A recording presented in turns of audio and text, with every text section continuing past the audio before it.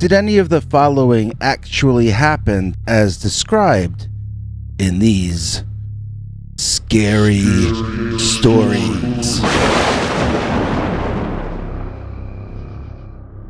Dogman. 8. My stimulus check. Dear Scary Stories NYC. I have a story that is sad but true. I live way out in the boonies in Pennsylvania, and even though I've filed my taxes by direct deposit for years now, I still get my stimulus check by snail mail. I don't know why this is, and I really wish they had just put this last one in my bank instead for me. Due to a bizarre set of circumstances and a really annoying dogman, I never got that $1,400, and nobody in the IRS will believe me when I tell them why. I know it's a lost cause trying to get them to issue a second check, but maybe I can at least get some sympathy if I tell the story to all of you. So, first of all, I knew before any of this happened that we had a dogman problem in our area. My next-door neighbor was telling me that his son saw the thing looking in his bedroom almost every night, and I myself had a sighting that I'll tell you about in a minute. I ran into my neighbor's son and I quizzed him about the animal he's claiming spies on him at night. Here's the description that he gave. A tall man, or a man-like creature, standing up on its hind legs, on the ledge underneath his window, in the back of the house. Its eyes reflected back light so strongly that they actually seemed to be glowing. Its head and shoulders are usually all he can see, but sometimes it reaches up and taps on the window to get his attention, and in those cases, it reveals its very long white claws sticking out the ends of its paws. The paws are so large, and the fingers long and separated enough that you could almost call them hands, but not quite. Its ears rested on the top of its very canine head, and all of the fur appears gray, at least in the darkness. I asked him how he knew it stood bipedally if all he saw of it was its shoulders and above, and the kid answered me that after waking him up, the dog is then satisfied, and it leaps down off the roof ledge and runs away. He, the neighbor's son I mean, says he jumps out of bed and runs to the window to watch the creatures escape, and each time it runs away on its hind legs, making an acrobatic leap over the fence and disappearing out of view. The back legs look very canine and inhuman, like some sort of devil creature, but it never drops to all fours. I asked him where it runs off to, and he told me it jumps into my backyard. Now, I have a wife and we have 2 small dogs. I didn't like the sound of this story, and it made me very angry at first to hear it. Anger is really just the other side of fear, and so honestly, the story scared me. I didn't want to let my wife know that our dogs might be in danger. I expected she would blow up at me and call me names. I mean, she would not want to accept this bad news, and she doesn't believe in the dogman, so I figured she would not only call me an idiot, she'd also call me crazy. I decided I would just make sure the dogs were both inside by nightfall, and if they needed to go outside after dark, I would put them on a leash and stay with them as their bodyguard.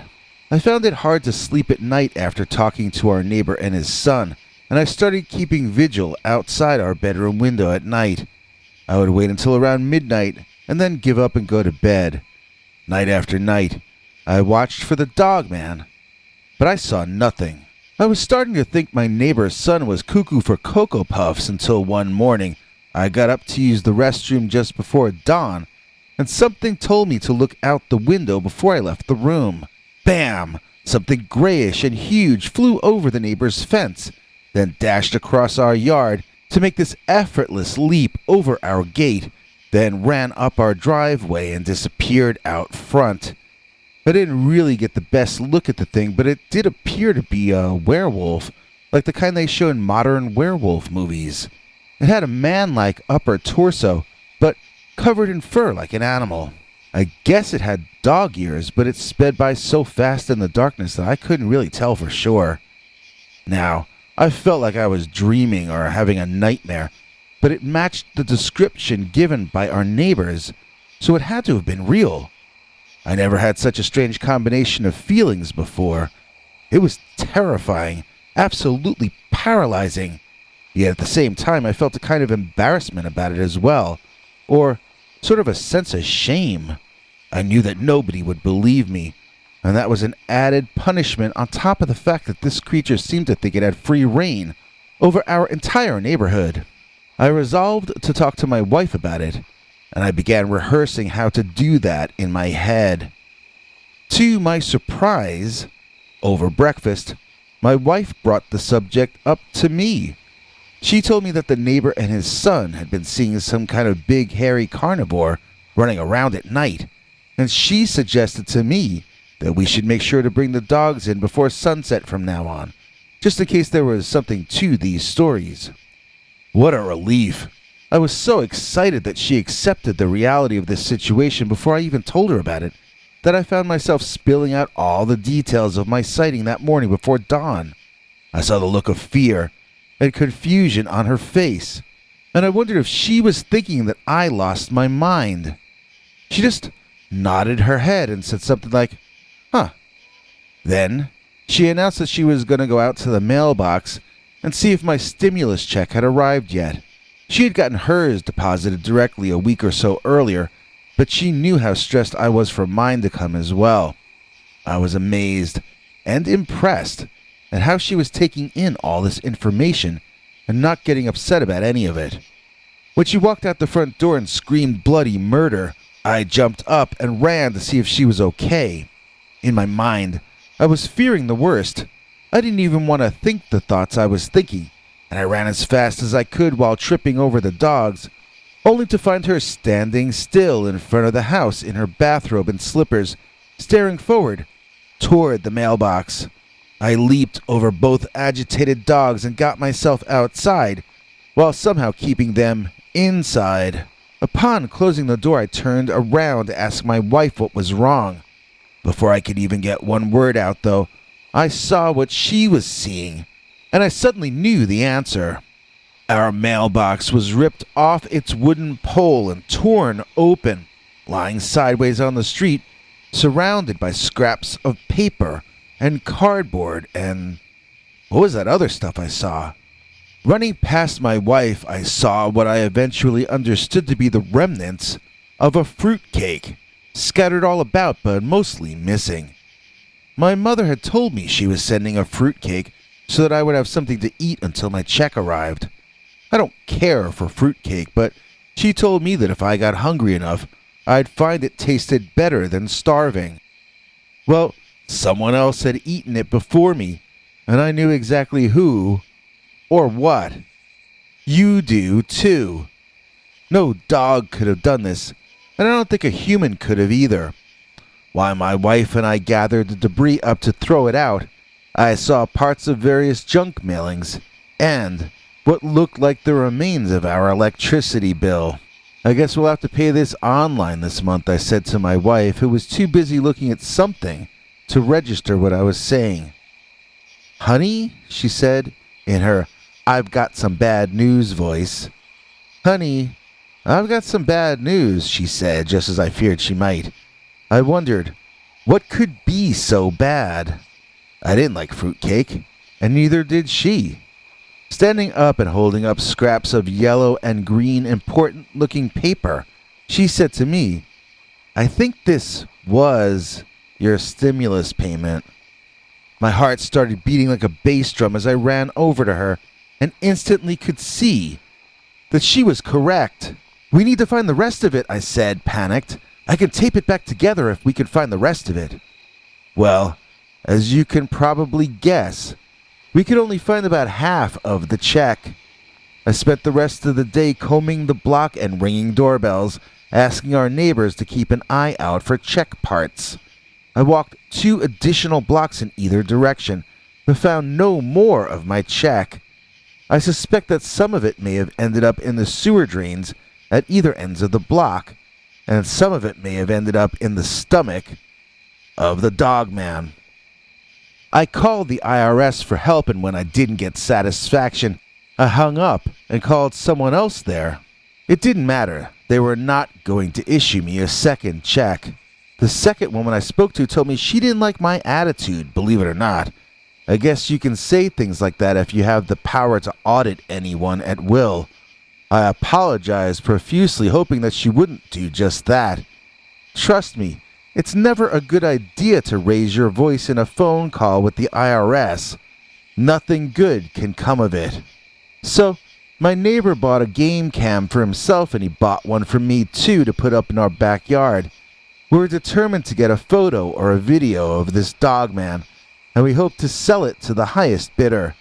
My neighbor says I can keep any money we raise to help with my very bad personal situation, since I'm never going to see that last stimulus, and it seems the government isn't going to send any more to us either. So far, the Dogman has not put in a return appearance. My neighbor's son says it stopped coming around entirely. I wonder if the game cameras are keeping it away, or maybe it got indigestion from eating my paper check. Either way, my life is a wreck because Dogman ate my stimulus check. Recent Dogman suburban habituation? Dear Scary Stories NYC. Just south of New York City is a town called Matawan, New Jersey. I and some other people I know have recently been seeing a monster in Matawan, and it's not a Bigfoot or a Sasquatch. It's tall, and it's bipedal, by which I mean that it walks on two legs like a human. Its head does not in any way look human, though. It has an elongated snout and a low forehead with pointed canine ears sticking up on the top of its head. In my opinion, and that of some of my friends as well, the Matawan monster is actually a habituated Dogman. I'll tell you about our sightings and experiences, and you tell me if you think I'm off base or if maybe I'm onto something. I'll start with my encounter just because it happened to me personally. It was not the first time the creature had been seen in the area, and in fact, I had been told by friends that they had been seeing this thing for a while. The Dogman was in the back of my mind when the incident happened, and my first reaction was that this must be the same thing that my friends had been telling me about. I wasn't sure if I believed them when I first heard about the creature, but I can't say I was completely surprised when the following incident occurred. I was driving down Main Street in Matawan around 4 in the morning, and I was about to pass that Starbucks over by Washington. It was coming up on my right. Normally, I am not a fan of Starbucks because I don't enjoy paying $7 for 50 cents worth of seeds ground into water. But that morning, at 4 a.m., I was ready to pay any price for a cup of coffee. I had another 15 minutes of driving to get home, and then an hour of work before I could get any sleep. It's a long story and I don't want to bore you with it, but that was my situation. I'm usually asleep at that hour. I wonder if there might be any chance at all that Starbucks could possibly be open 24 hours. I didn't think it was likely, but I slowed the car down a bit to look over there and see if they seemed open. They were definitely closed, but I'm glad I slowed down anyway. Otherwise, I might have driven headlong into the Matawan monster as he walked across the street just then. To explain the scene and make it clear, the Starbucks was to my right, and Washington Street was making a T intersection with Main Street up ahead and to my left. On the other side of Washington was a small woods, and out of those woods, walking diagonally toward me and toward my right, came the immense creature. You're only going to laugh if I tell you how tall I estimate that this thing actually was, but let's just say he was too tall to be a man in a costume. If Shaquille O'Neal was in a costume of this monster, his eye holes would have to be in the creature's chest. This was not Lon Chaney Jr. This was a genuine, huge, wild and feral werewolf-type creature. When I say werewolf, I should probably just say Dogman. The head was very canine, but the body was really more human than wolf. I'll be clear, it had a thick coat of fur, not unlike the kind of fur a wolf might have, or maybe a bear, but that thick fur was all over the body of a giant, extremely muscular, humanoid, with a canine snout and ears. I don't remember the shape of the hind legs or feet, but I don't recall any sense of it tiptoeing across the road. It seemed to have a very natural humanoid gait, and it wasn't wobbly the way a dog is when balancing on its hind legs. It was just walking. It seemed solid when upright, not an animal doing a balancing act. The coloring of the thing was a brownish sort of orange, and unlike in most Dogman sightings I've read about online, it had a long, thick, raccoon-like tail with a repeating pattern of orange and white rings all the way down. I've never seen such a thick and furry tail on a dog. It was more of a cat tail, if anything, like the Cheshire cat. I did witness the famous Dogman eye shine, but to me it seemed like a reflection from my headlights. I don't remember why that was my impression at the time, but it was. The creature walked right across the street, and then not into Terhune Park, but down that grassy alley between the park and the Starbucks. I had slowed down but never come to a complete stop. I remember allowing the Dogman to get off the road onto the grass, and then I floored the gas pedal and sped off. I apologized that I didn't stick around to see what he would do next, but I was scared out of my mind. I was happy that something that large was clearly focused on his own agenda, and that I wasn't going to be confronted by him directly. I was counting my blessings and heading toward home. My buddy from a former job wasn't so lucky. Let's call him Ned.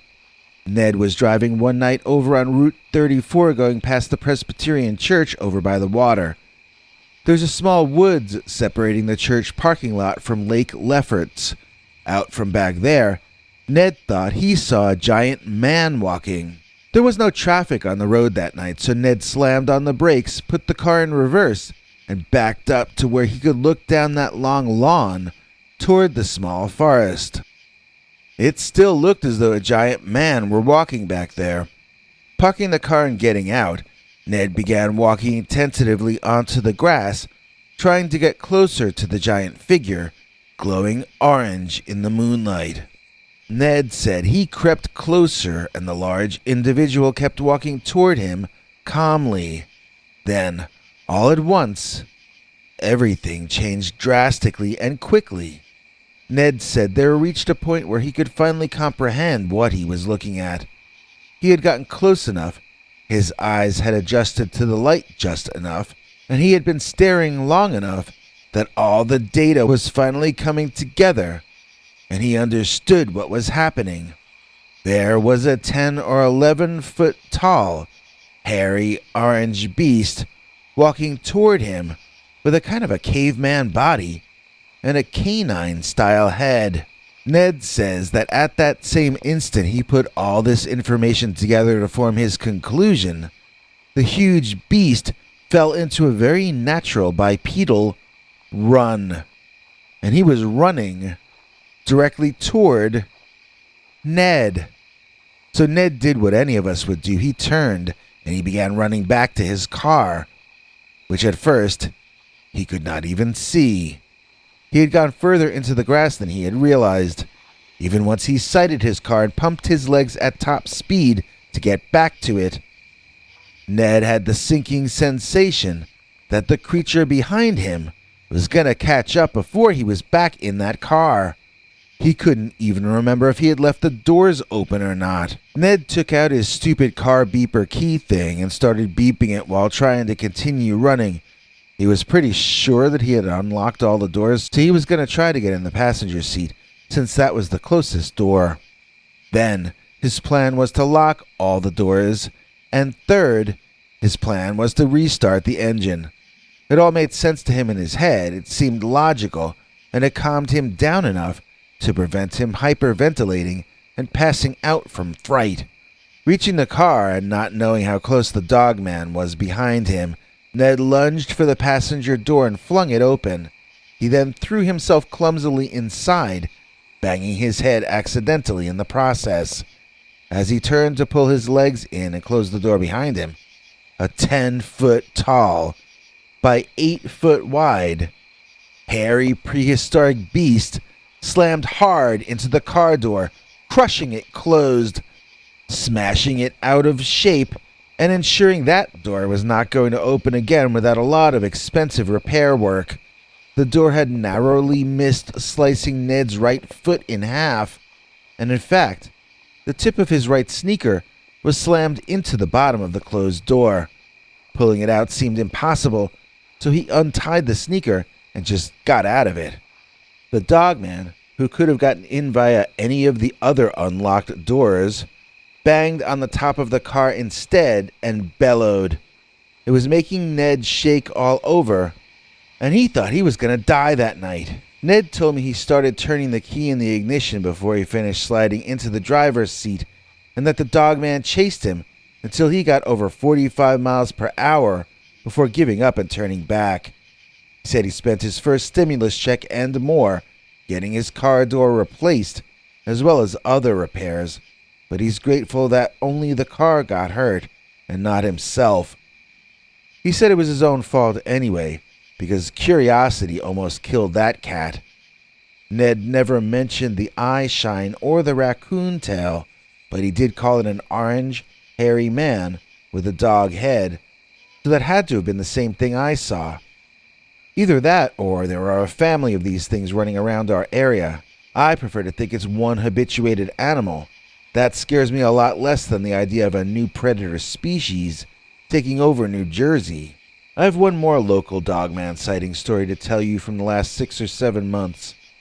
This happened to my sister's friend, who we can call Marley. I have to be a little more vague with the location of this sighting, because it happened in the back of Marley's parents' home, and they all still live there now.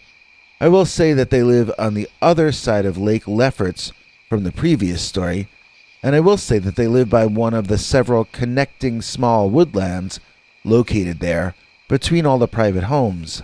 Their backyard ends at one of the local forests, which are small but connected to larger natural areas. They have a little pug dog who is the cutest thing. He was cavorting and playing in the backyard one evening, acting a fool and making Marley and her boyfriend laugh their butts off. Then, almost too late, they both noticed that they weren't the only one watching the little puppy's performance. Out of the woods charged a man with a dog head. Marley told us that she screamed like she was in a horror movie because, well, basically she was.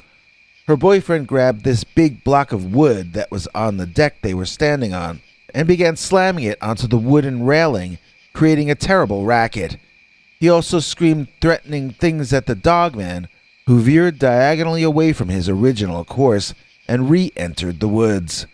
Marley also reported the orange to brown colored fur and the long striped raccoon-like tail. She didn't report eye shine, but I don't think it was dark out when her incident occurred. Marley said she and her boyfriend ran out together to rescue the puppy, who greeted them by rolling on his back and presenting his belly for petting.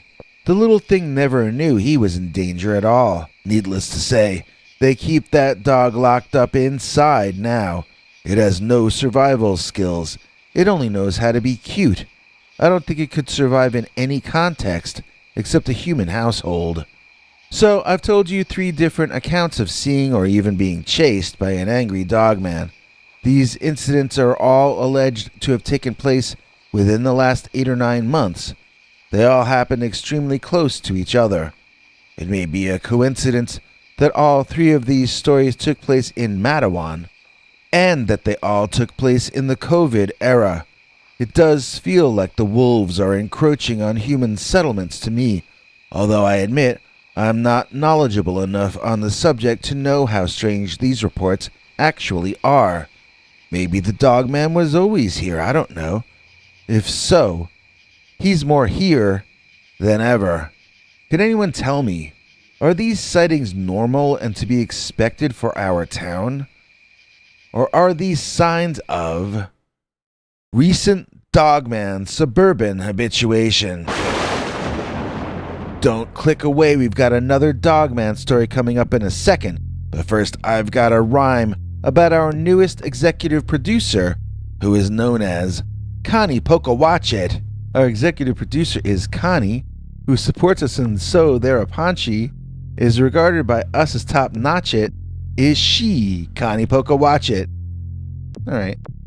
Please join me in thanking our newest executive producer, Connie Pokawatchit, for making this episode possible. In return, we send Connie Pokawatchit links to watch our weekly Sunday night secret uncensored stories, as well as our 15 hours of archived uncensored stories, all available nowhere else. You can see them too by joining at the $3 level or above at either our PayPal subscribers club at peterbernard.com, or else by doing what Connie Pokawatchit did and clicking the join link under this or any of our videos. And now for our next Dogman story, which we call Dogman is an energy vampire. Dear Scary Stories NYC, I grew up in a haunted house. We had poltergeist activity, we had shadow beings, and we had a Dogman that would hide outside in the woods, staring at us. The Dogman would only appear to us when there were bad emotional arguments or struggles going on inside the house. I never knew if he caused the strong negative emotions by his presence, or if he sensed them and then was attracted to us because of them. All I know is that during that entire period, I was convinced that Dogman is an energy vampire. What I mean to say is that I don't think the Dogman shows up to suck your blood, but I do think he is a form of vampire being. I also think that what we had to deal with was most definitely a paranormal or supernatural entity. It might not have been the same thing that other people see and call Dogman, although this creature stood on his hind legs. None of us ever saw him walking or running. Although we did make out eyes shine from the creature most of the times we noticed him there, we always thought we were seeing red eyes. Red eyes, not white or yellow as commonly reported with Dogman sightings. Whatever demons are, I think our Dogman was that. I think it was a dog-headed demonic entity that subsisted by sucking strong emotions out of upset people. I wonder how much of the other haunted activity we experienced existed purely to get us scared and unhappy so that the creature could feed. There are times when I wonder if he was behind all of our problems back then. I don't just mean I wonder if the Dogman was somehow creating the hauntings, but I also, crazy as this sounds, wonder if the Dogman was somehow involved in my father's business setbacks and my mother's extended hospitalization. I began to feel very paranoid, as people seemed to be prone to ganging up on me in school and my family in general back then. I don't think any of those people knew they were being influenced by the Dogman to mistreat us, but I suspect that at least some of them were. Once it seems fashionable to dogpile on someone, you don't even have to influence people to do bad things anymore. They'll be bad all on their own. I had a dream one night in which a bright light illuminated my bedroom, and I got out of bed to see the Dogman outside the window on the lawn looking up at me. There was a vast spaceship made of light behind him. It looked like an entire city, created of solid light. You could see through it like colored glass, and I was in complete awe of everything I was looking at. I was certain that it couldn't be a dream because of all the detail that I could make out on that floating city, and how intensely beautiful it all was. The Dogman was telling me through a mind connection that he was from another world, and that he was refueling, using my family, and that we would be greatly rewarded when he was finished and ready to go away. I felt such bliss. I could feel the happiness in my belly radiating outward like my own internal sun. When I woke up, the blissful feeling was already draining away, being replaced by a sense of panic that the new monster was inside my mind itself. It was preaching its propaganda to me while I slept. It was making its version of reality seem so much more exciting and stunning than the actual real world. He was trying to win me over and make me thank him for being a leech that was sucking me dry. I found it hard to sleep after that, since I had become afraid of my own dreams. The only nights I slept all the way through were the ones in which I took sleeping pills and remained too deeply unconscious to remember if I had any dreams at all. My parents first insisted that none of this was real, and none of it was a problem. Then, we went through the period where they read half a book about poltergeists and decided it was my sister's fault. Once she was past puberty, they decided the hauntings would stop. After her sweet 16 party, with the hauntings continuing unabated, my parents finally broke down and sold our haunted house. We moved, and it doesn't seem as though our tormenting spirits followed us. We probably should have moved years earlier. The Dogman creature back then was always looking at my sister's room, and she was always going through one drama or another during that period. She was a sort of an ugly duckling, blooming later than her other friends, and enduring much angst as she grew into the lovely and successful woman she is today. So, if poltergeists occur around young people going through tough transitions, maybe it's not the teens themselves generating the phenomena. Maybe it's these parasitic leech beings doing it. The only time I saw the Dogman outside the window looking back at me instead of my sister was the night that my first girlfriend dumped me. That seems to indicate to me that he was most interested in whoever's emotions were most wildly out of control. He seemed to feed off of our misery, so maybe that's the explanation for all of it. Maybe I'm correct in my assessment, and maybe Dogman is an energy vampire. Dogman jumped onto my roof.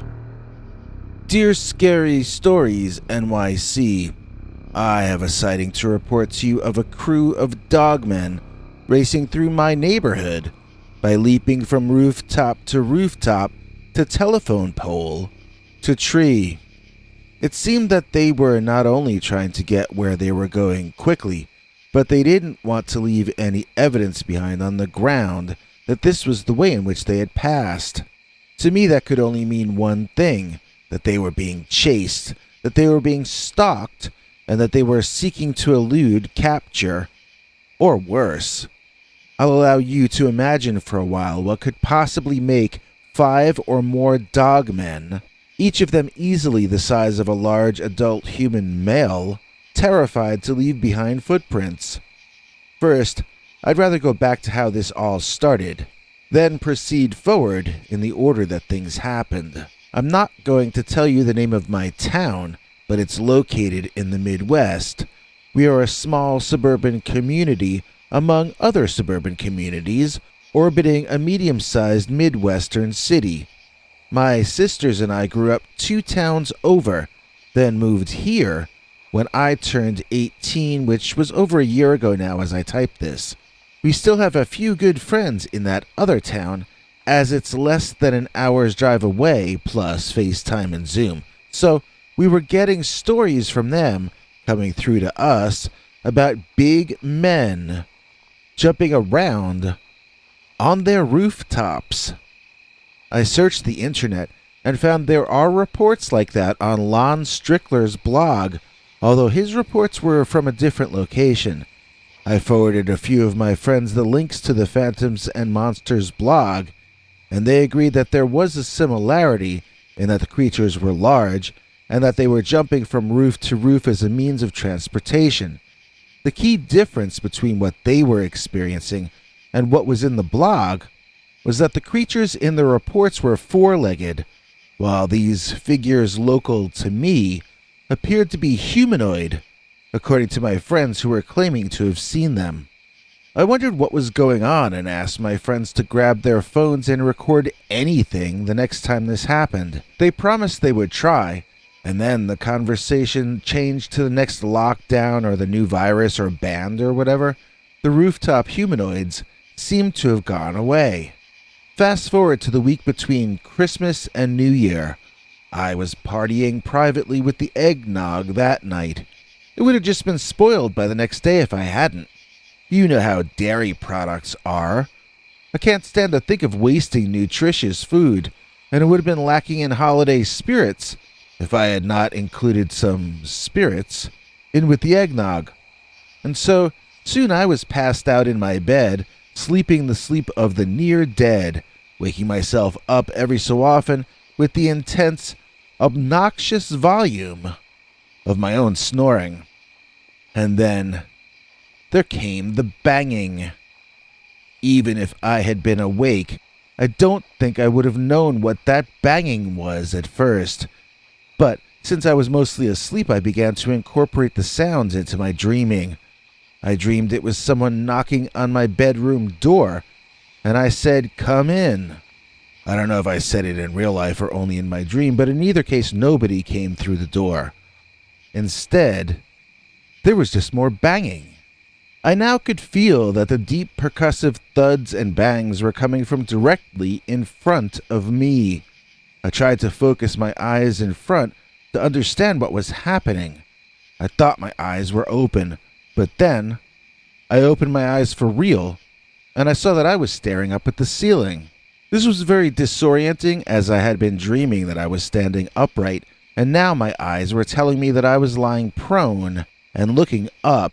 Another loud thud came from directly in front of or above me, and some dust shook off the ceiling light, landing on my face and making me sit up, coughing and spitting out lamp dirt. I could hear not only sounds on my roof, but sounds coming from the roof of my closest neighbor as well. I got up out of bed and almost immediately took a header toward the window, grabbing my night table to steady myself at the last second. I was still disoriented and way off balance as I looked at my legs and slowly moved myself forward, holding onto the wall and the dresser drawers until I felt I had my legs back underneath me. By then, I was looking into the darkness across at my neighbor's roof, and my heart was beating really hard in my chest. I was seeing something in that darkness that alarmed me and rang a bell in my head as well. Bracing myself as close to the window as I could get and squinting out into the night, I could swear I saw 4 different figures, all humanoid, but strange somehow, all climbing about on the roof of the home next door. Occasionally they would knock some shingles loose, which would slide to the ground between our 2 lots. One of the humanoids climbed up to the pinnacle of the building, and I could, for a second or two, see it in full profile against the lighter-colored, cloudy night sky. It looked from its left to its right about 100 or 110 degrees, then dropped back down to a lower point on the roof. However, in that second or two in which it or he surveyed the neighborhood from up there, I could tell enough about what I was seeing that I fell away from my window, landing on my butt. Tell me how you would have felt if you looked out the window and saw some kind of mix between a human being and a savage canine-type creature. I can't even think of it as a creature or an animal. This was a monster. That's the word you use for abominations that could never have sprung out of nature. These had to be some sort of demonic entities. They were not merely upright walking wolves or dogs. They seemed intelligent, and their movements appeared to have a purpose. Climbing back up to the window, I was surprised this time to see the father of the family living next door to me in one of the windows, looking out. At first I thought he was looking at me, but then I understood he was looking above me. Above me, as in where I had been hearing those thuds and bangs. I hadn't heard them for a while, though, so I gestured to get my neighbor's attention. I wanted to warn him about what was directly above him. Then, the upside-down head of some sickening aberration on the canine family dropped down into my view from above the window. I had what I at first thought was a zombie dog head hanging down, fogging up the window in front of me, maybe a half-inch from the tip of my nose. I backed away from that window consciously and willingly. This time, I had already begun to comprehend what was happening and the extent of the event, and I was about to wonder what I was going to do about it, when the Dogmen, all at once, as if they were the same demonic mind, split into multiple forms, erupted out of there to my right, which would be the south. I mean, they went from 0 to 100 in 1 second. They were there, and then they were not.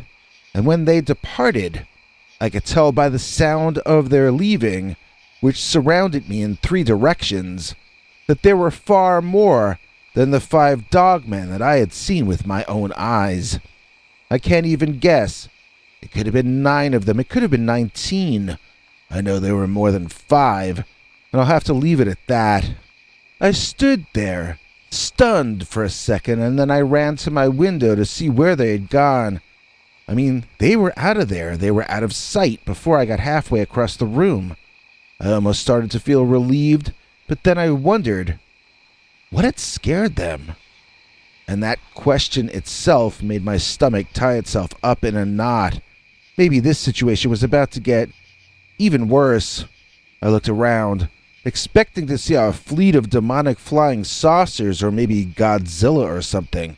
What could possibly exist that would seem scary to a gang of man-sized dogmen? And then I saw what it was, or who it was. It was this dude. He was sort of a Man in Black MIB kind of guy, but he had a trench coat on that was not black. It was tan, I guess. He was wearing a hat. He looked like a cop from an old movie, sort of, and he was running on the lawn between our houses as though he were chasing the dogmen. My neighbor shouted something out the window at the guy, who ignored him and kept going. My neighbor told me later he asked the running man to keep his pets on a leash. I thought that was kind of clever. I mean, I was way too scared to be cracking wise. My neighbor missed his calling. He should have been a comic book superhero or a B-movie protagonist. Me, I was whimpering and cowering. I was like, "Oh, please, Dogman, don't treat me like I'm a wishbone." And this guy across from me, he's trolling the government agent or the Man in Black or whoever he was. Some of us are Philip Marlowe, man, and others of us, we watch Philip Marlowe on the old movies app on our phone. So, Mr. Trenchcoat never rang my doorbell and never told me to keep quiet about what I'd seen or anything of the kind. In fact, that was the last I've heard about anyone seeing this phenomenon in our area, at least for now. You know, the incident changed me in some ways. I'm a far lighter sleeper now, waking up at the slightest disturbance. I also keep my phone fully charged with at least 2 gigabytes free to shoot pictures or take videos if the dogmen come back. My neighbor and I even installed night lights to illuminate each other's roofs. Probably this only ensures that the dogmen will stay away, but I know that if they do come back, we'll have a fighting chance of recording some evidence of it all happening. Until then, though, all I've really got are anecdotes about the night that Dogman jumped onto my roof.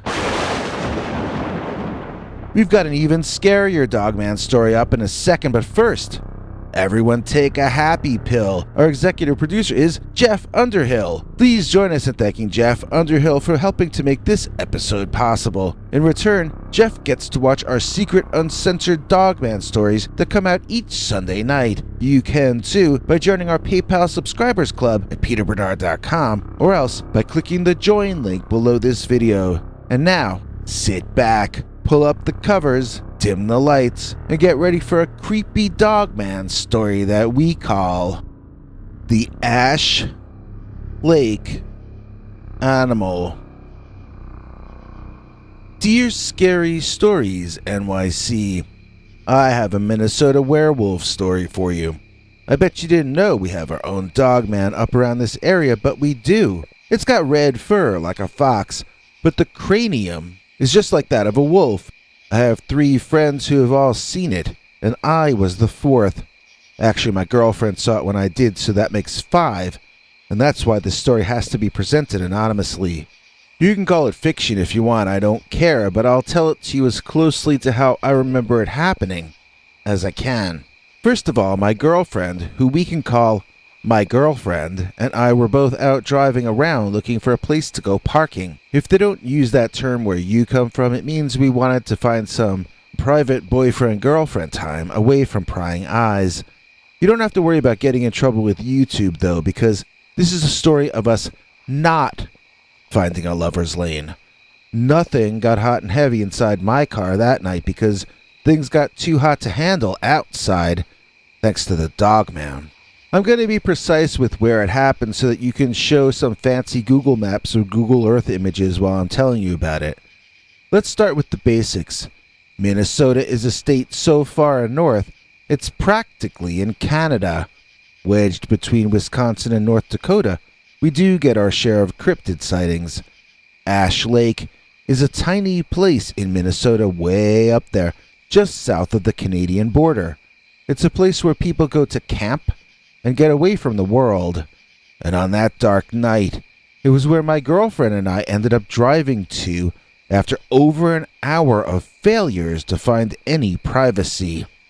We were pretty far from home, and that added to the creepiness factor.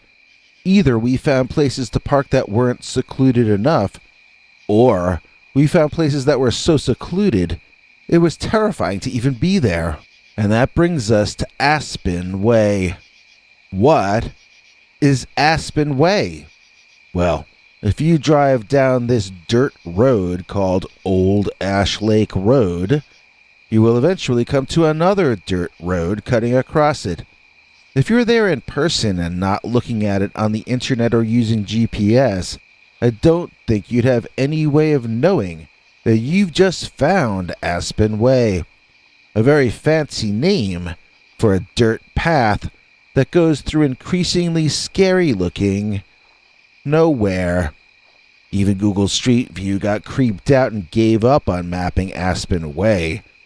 We made it a little bit further than they did, but not much. When my girlfriend told me that we were driving into a Texas Chainsaw Massacre sequel and she ordered me to turn around, I actually agreed with her and I was relieved that she said something before I had to. Now, the good part about turning tail and running is that you may escape a potentially dangerous situation. The bad part is that, while driving a car, one can't really reverse course without making a U-turn. And on a narrow dirt path bracketed by creepy vegetation that looked like it wanted to reach out and grab us, you couldn't really make a U-turn without first stopping the car. And when I stopped that car, the engine conked out. This car, I neglected to mention, was given to me secondhand by a close relative as a birthday present when they bought themselves a new car. My relative used to keep this old one going using rubber bands and wire bread ties, but I was still learning about all that, and sometimes the engine would sputter and cease when I came to a red light, and also sometimes when I would change gear, but only if I were changing gear while the car was not moving, at least so far. I'd hate to think about it conking out in the middle of moving traffic, but that's not what happened in this story anyway.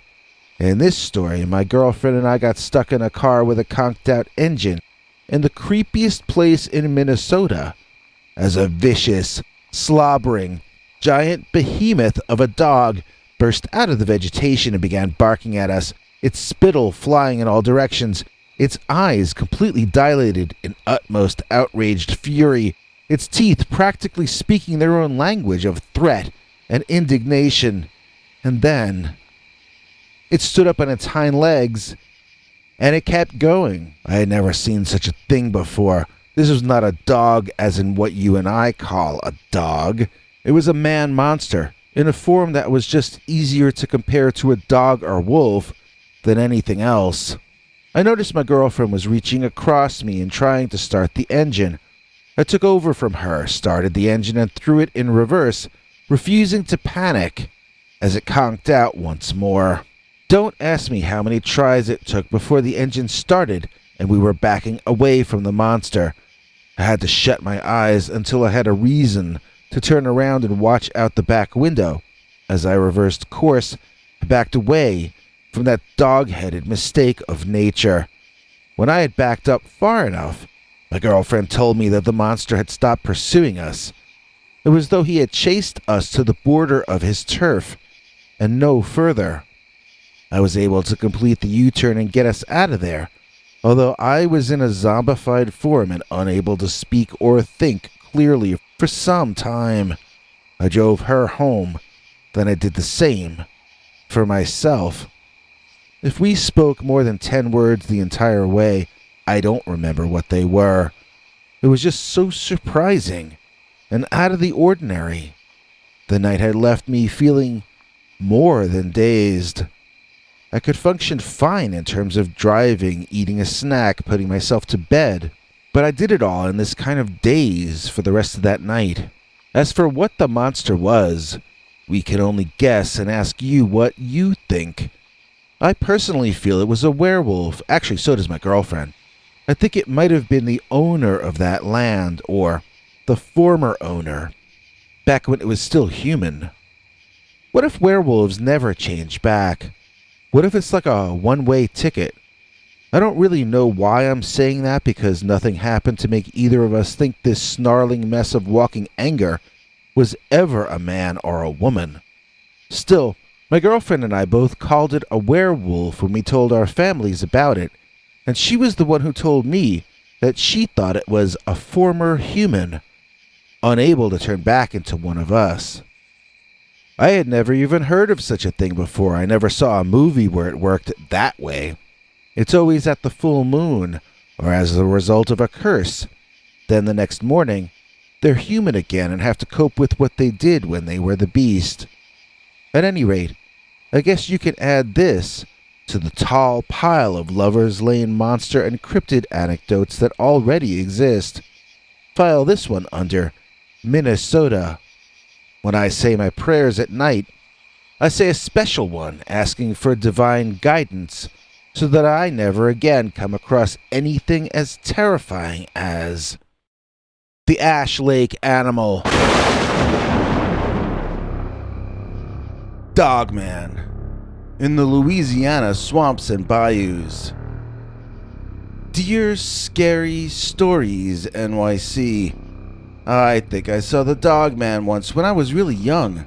My best friend in first grade was this kid we can call Keith, whose mother was friends with my mom and my grandmother.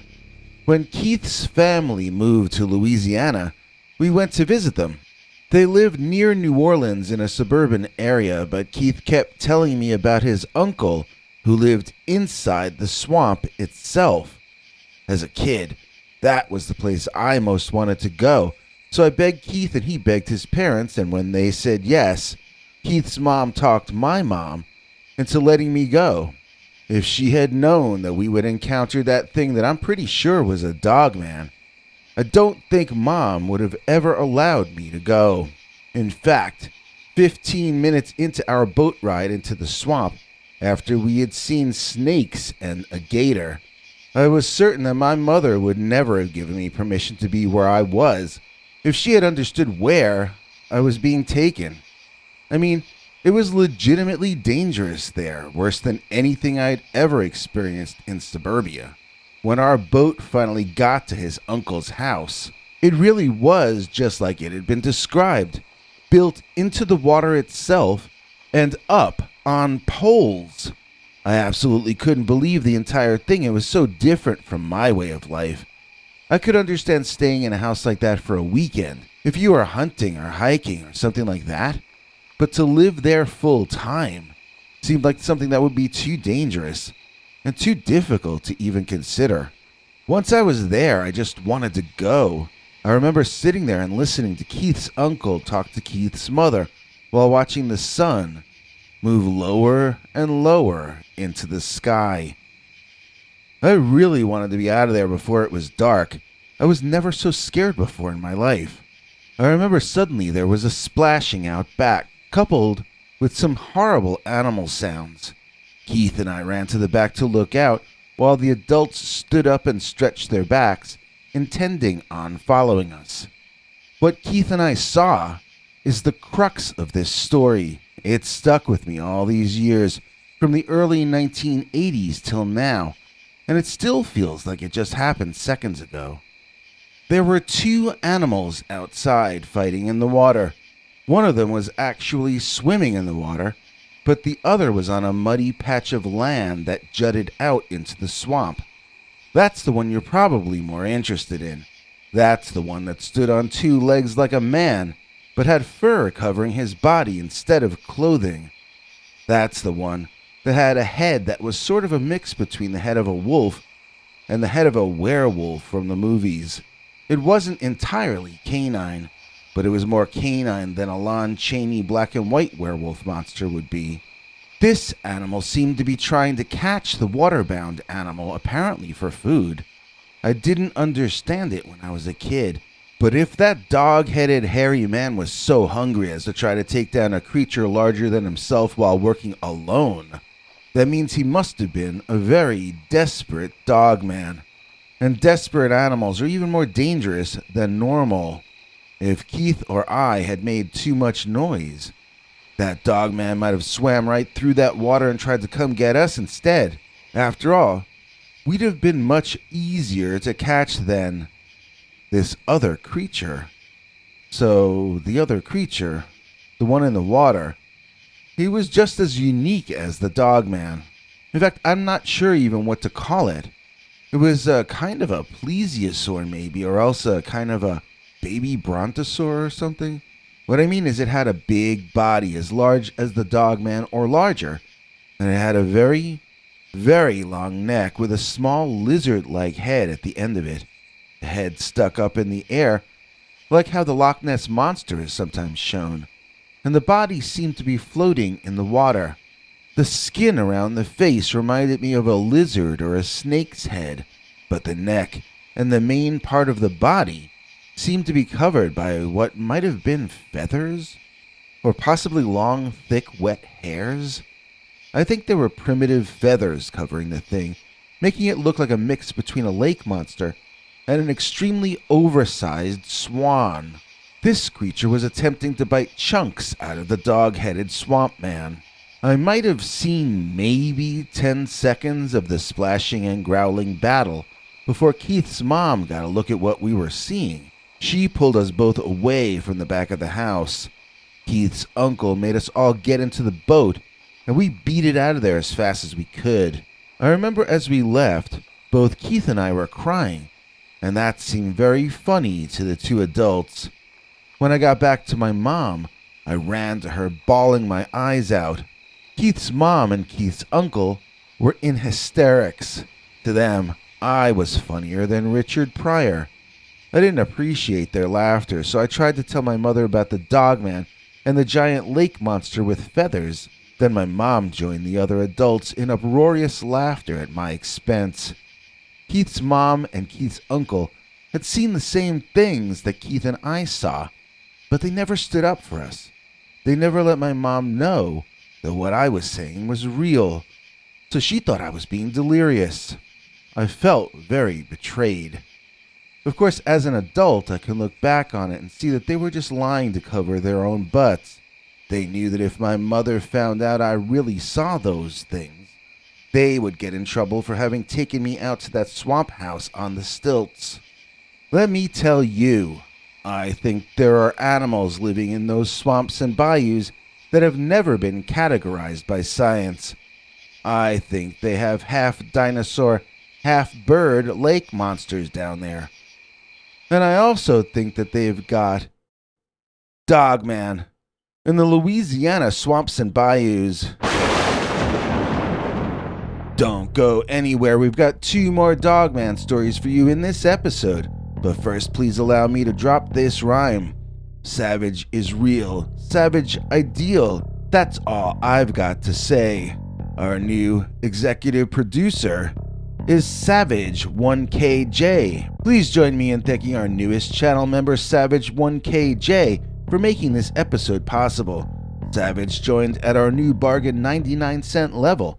He or she gets to see our weekly secret uncensored Dogman stories, far too wild to ever tell on this channel. They don't get to see our 15 hours of archived Dogman stories, and they don't get to see our shows in advance of the general public. But the 99-cent level does give you a new uncensored story each Sunday night. You can choose your own level and join by either going to peterbernard.com or else by doing what Savage1KJ did and clicking the join link below this or any of our videos. Speaking of which, we've got 2 more Dogman stories for you in this show, and we call this next one the Duncansville Dogman. Dear Scary Stories NYC, our town, Duncansville, is built over this man-made river of water flowing down from where the railroad was built through here over 100 years ago. The Blair Gap Run, a sort of a stream, runs to what's called the Duncansville culvert.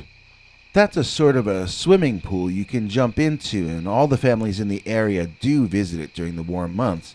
Actually, I'm not sure if it's the overpass that's called a culvert or the pool, but you get the idea. It got rebuilt something like 6 or 7 years ago, and this story happened maybe a year or 2 prior to that.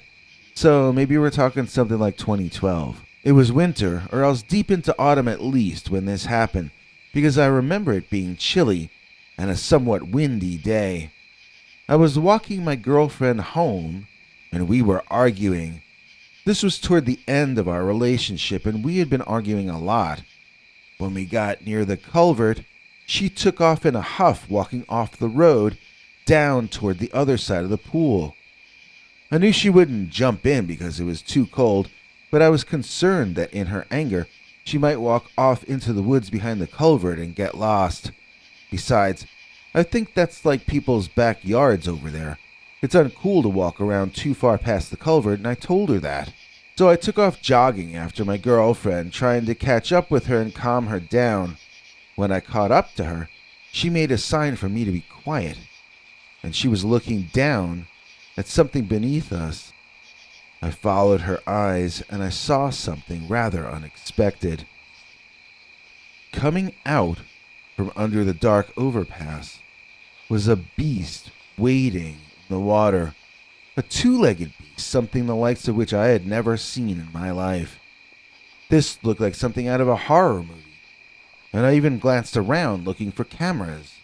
It had the head of a dog mixed with that of a monster. It had claws the size of Detroit. It looked like it ate meat for breakfast, lunch, and dinner. And there it was, wading out from the overpass into the moonlit night. Girlfriend started pushing me, trying to get me to join her in leaving. But I was so slack-jawed, stunned by what I was witnessing, that I hardly noticed her at all. As I came back to reality, I started walking up out of there and helping her up, too. One of us kicked some dirt or pebbles free, I think. Either that or something else we were doing captured the attention of the Dogman, because it began barking loudly at us. We must have jumped a foot straight up into the air when that happened, and we took off running. That road never seemed so far away before. It looked like we have to run for a year to get there. And then I heard the splashing sound of the Dogman climbing up out of the water to chase us, still barking as loudly as before. My girlfriend was screaming for help.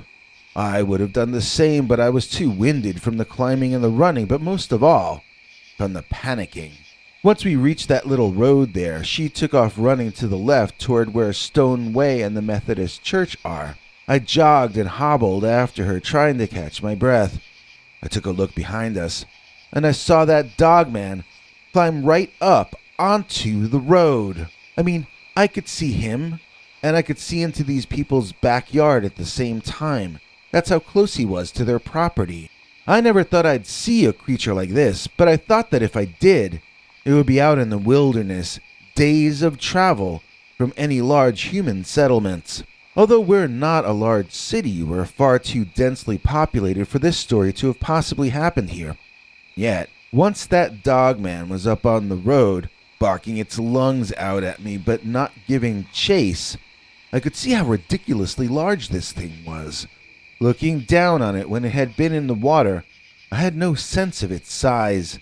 This creature was too tall and gangly shaped to have been a guy in a costume, although I never really thought that's what it was.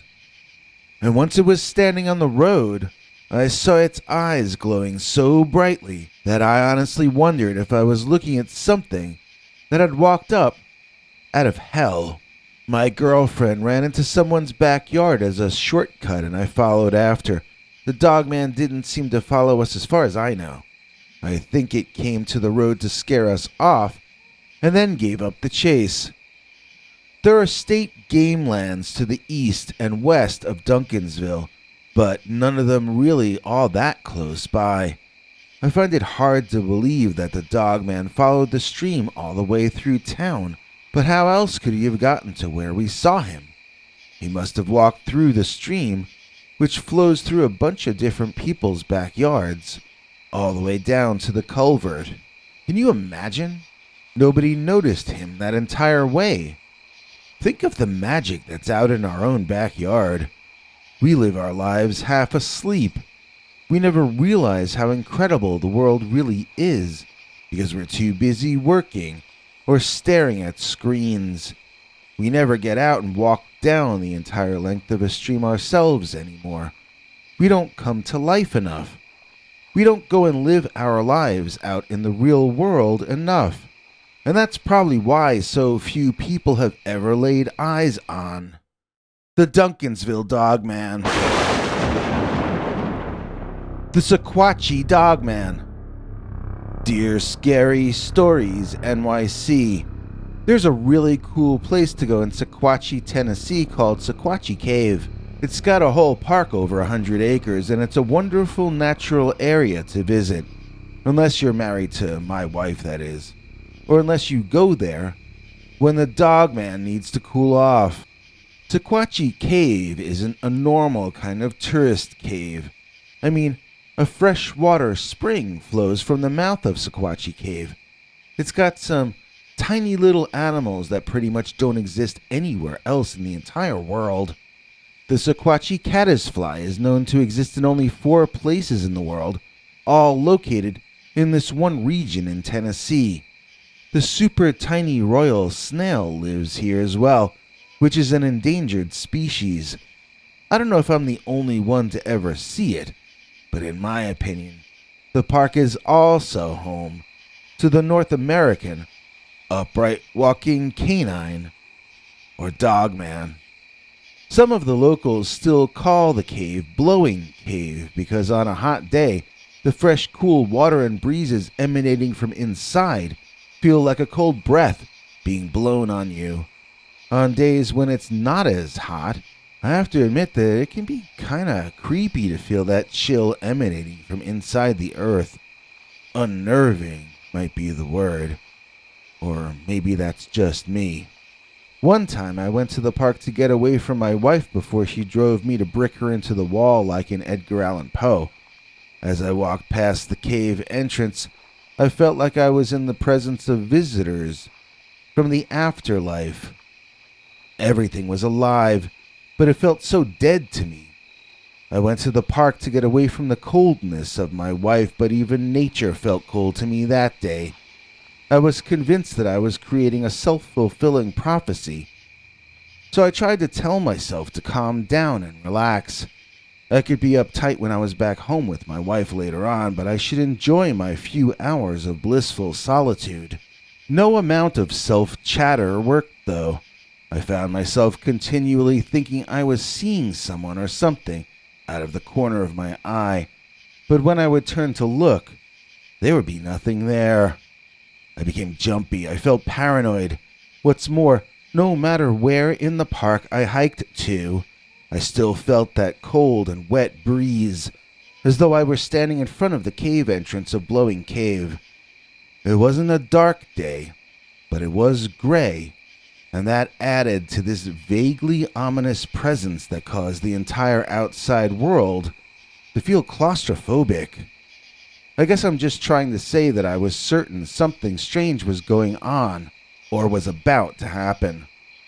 Most of the Dogman sightings and encounters I hear about or read about seem to be surprises when they happen. With me, I'm not saying I knew in advance that I was going to come face to face with a Dogman, but I knew something paranormal or supernatural, or possibly alien, was lurking nearby, ready to do whatever it felt like, whenever it wanted to. I didn't feel surrounded or outnumbered. Or maybe I did, but I knew it was one presence doing it all. It occurred to me at some point later in the day that I was having a miserable time being in those woods and trying to force myself to be happy. I thought I heard a crack of thunder coming from the direction where I left my car, so that decided it for me. It was time for me to leave.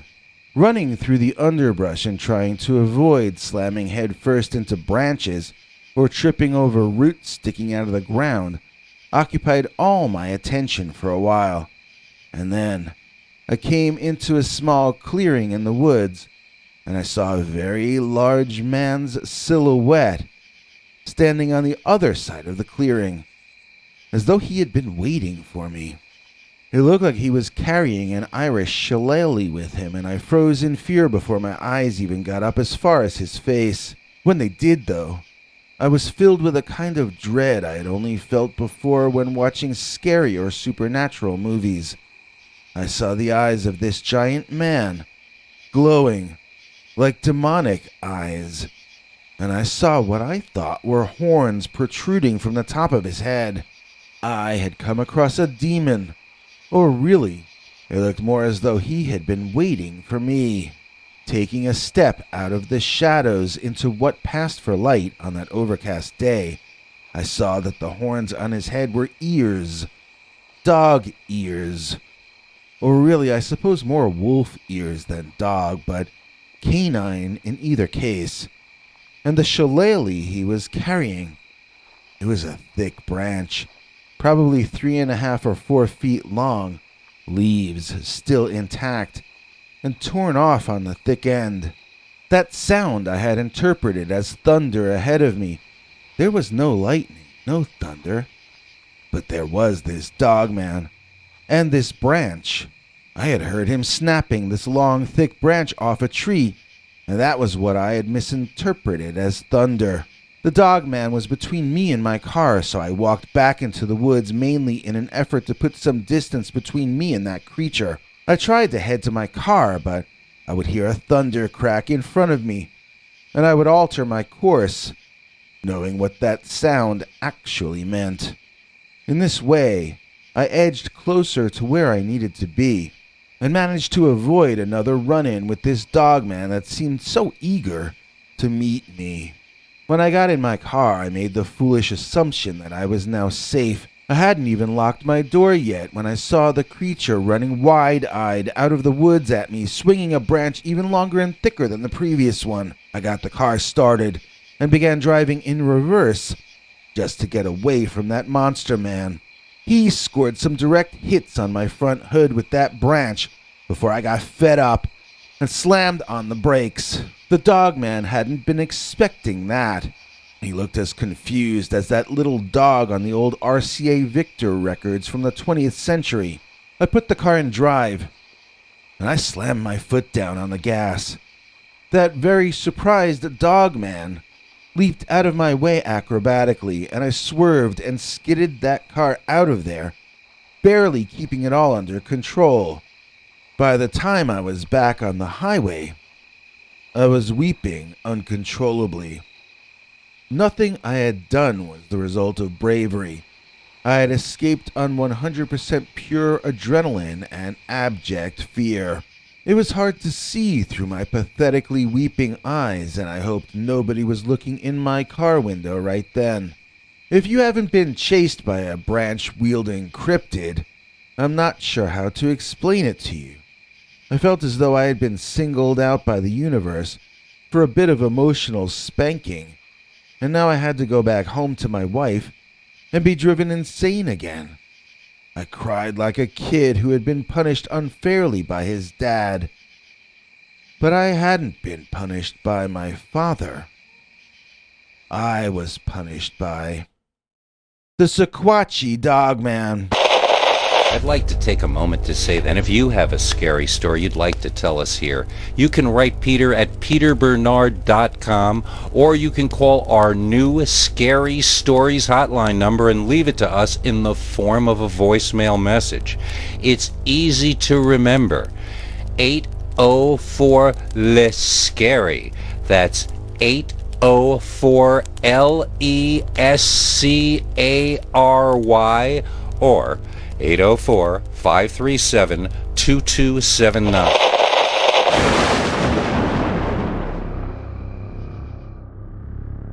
The Dogman, I thought was a man. Dear Scary Stories NYC, I saw a dogman, but at first I wasn't certain I wasn't seeing a normal human being. I remember details about both, and I don't understand what exactly it was that I witnessed. So there's a woods behind our house that serves as a shortcut to the part of our town with stores in it. My mother told me I can use her car to get stuff from in town anytime I want, and begged me not to use those woods. She insists that they are haunted and dangerous, but I'm not a middle-aged woman. I'm a 20-year-old guy. So I used to take the shortcut instead of the car. My parents were getting chunkier and chunkier, but with my daily hikes through the woods to get groceries and stuff, I was managing to keep in shape throughout the pandemic. Then one afternoon I stopped into a market to pick up some food, and there was a new checkout girl I had never seen before. At least, her eyes looked new, and I wondered what the rest of her face looked like. I ended up staying too long at that store, having as much of a conversation with that girl as I could manage. She smelled like she had just taken a shower with expensive soaps. To me, she smelled like living heaven, and I never wanted to leave her presence. I kept trying to get her to stand in front of the light so I could see through her face mask and tell if she was really pretty or if she just had pretty eyes.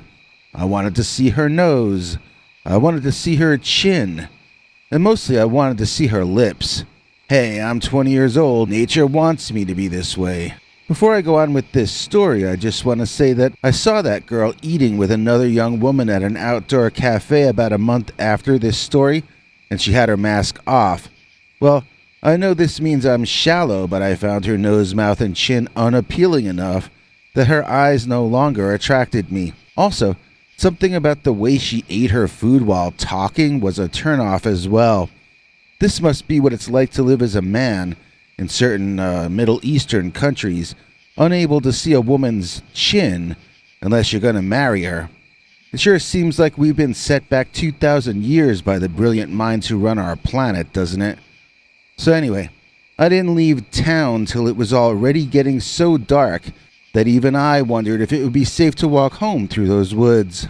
But it was a 10-minute walk, and I was in a good mood, having actually gotten to talk to a real live human female for a while. I was walking along la-di-da, not really paying attention to anything around me, my presence at a pretty low point. I had my earbuds in, but I had not put on any music or spoken word stuff to listen to.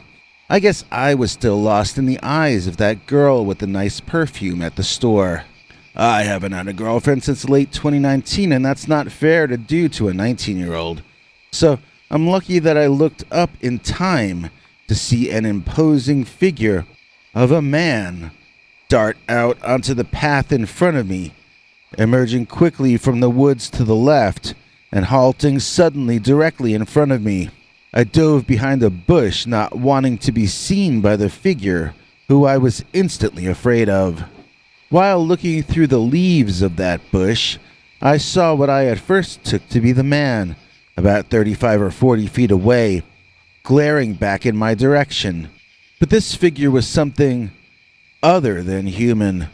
It was something more like a mountain devil or a werewolf. Not a Bigfoot, but an entirely different kind of scary, hairy humanoid. This one had the head of some kind of saber-toothed canine, and I didn't know those ever existed, even in prehistory. But this was not the man. I had seen a man. I had not seen a monster with backward bent devil legs like this figure had. Actually, a devil is usually shown with cloven hooves like a goat. I don't think this was a goat-like creature. I think it was some form of demonic canine that stood on its hind legs in mockery of mankind. Whatever that horrible man-thing was, it stared in my direction with an expression on its face of both anger and fear. It had heard me moving out of its line of vision, but it must not have gotten a look at me yet. It kind of knew someone or something was there, but it didn't know if it was something it should be afraid of, or concerned about, or not. I held as still as I could. I breathed as quietly as possible, and I watched as the dog-headed demon waited, listened, and smelled whatever scents were brought to it on the breeze. I was shaking all over, adrenaline pumping through me, ready to start crying when the good Lord had mercy and the creature walked off into the woods to the right and out of my sight. Relieved, I sobbed as quietly as I could. I remember my eyes being closed as I wept, but I remember still listening to make sure the creature was continuing to crash further and further away through the forest into the distance. When I could dry my eyes enough to see clearly with them again, I started looking around for the man I had seen. I still don't know to this day what happened to him.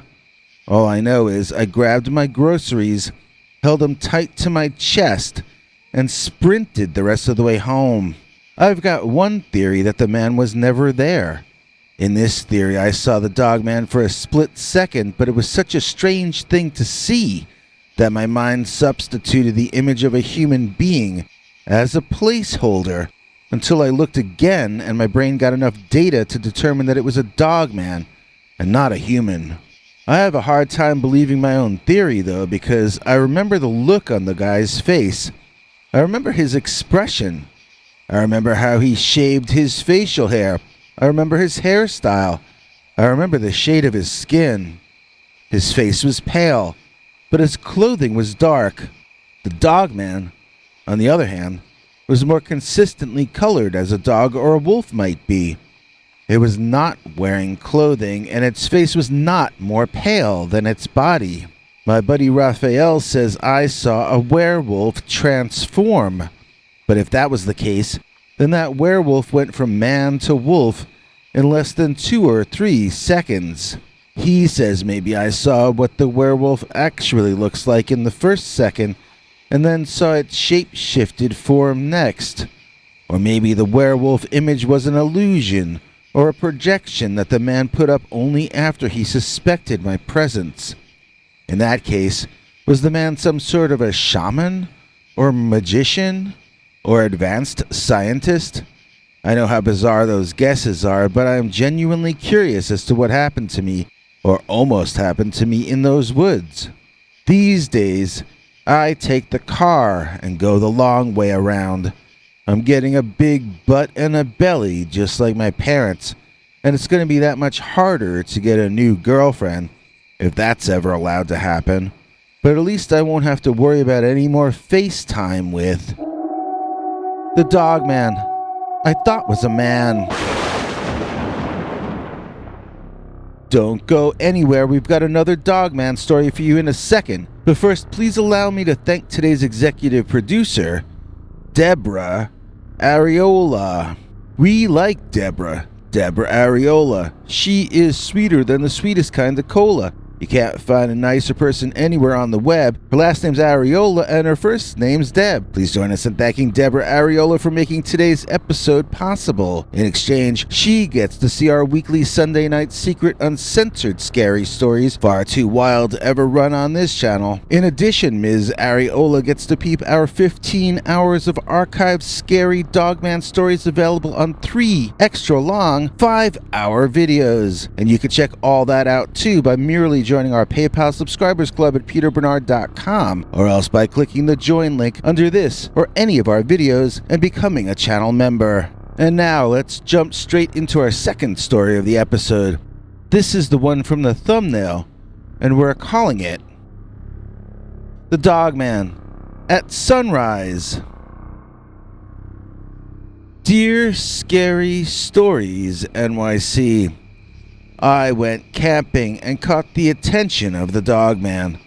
It was a pretty horrible thing to live through, as I'm about to explain, but I learned that there is one thing that's even worse than Dogman at night, and that would be Dogman at sunrise. I went camping south of Farmington, Pennsylvania, but not at an official campground. There are just some natural areas here and there, and I made my way into them alone and on foot. I was sick of being locked in with my relatives, and I had a few friends who told me how much fun they had camping. I had never camped in my life, but I figured that if my idiot friends could do it, then so could I. I realize now that I should have gone to some place where I could rent a cabin, some place with bathrooms and showers. Instead, I bought myself a tent and a sleeping bag off of Amazon, and I figured I was good to go. You know the way that young people can sometimes act like they know everything? Well, I'm middle-aged, but I never grew up. My ex-girlfriend used to call me headstrong. That's why she's my ex. She didn't like the way I would go off so self-assured when I really hadn't put any effort into research or planning. In this case, I did think ahead in one way. I downloaded some how-to camp videos onto my phone in case I had a Wi-Fi connection problem. There was no Wi-Fi at all where I ended up camping that night. I couldn't even use the phone to text because there was just no connection to anything at all. I was too tired, and it was getting too dark to go searching for a better location, so I just resolved to camp there one night, then make Wi-Fi a major priority once I got packed up and moved out in the morning. Once my camp was set up, and once I had built my first ever campfire, it all felt worth it. The night was chilly, but clear, and all I could hear was crickets and an occasional owl. It was just so peaceful there, watching the sun get dimmer and the stars get brighter. It was such a wonderful moment in time. I never felt that way before. It was like I was in the exact place I was supposed to be, and all was finally right with the world after a full year of insanity. I remember enjoying my Franks and beans like they were steak and caviar, and then I stomped out the fire before crashing for the night. I no longer cared that I had no Wi-Fi. In fact, I felt so zen without any social media feeds or screens to stare at that I started to even consider camping in that same spot for a second night the following day. I remember I fell asleep and I was having an extremely enjoyable dream of one sort or another when something bumped into my tent really hard, waking me up. Or at least I thought I had felt it.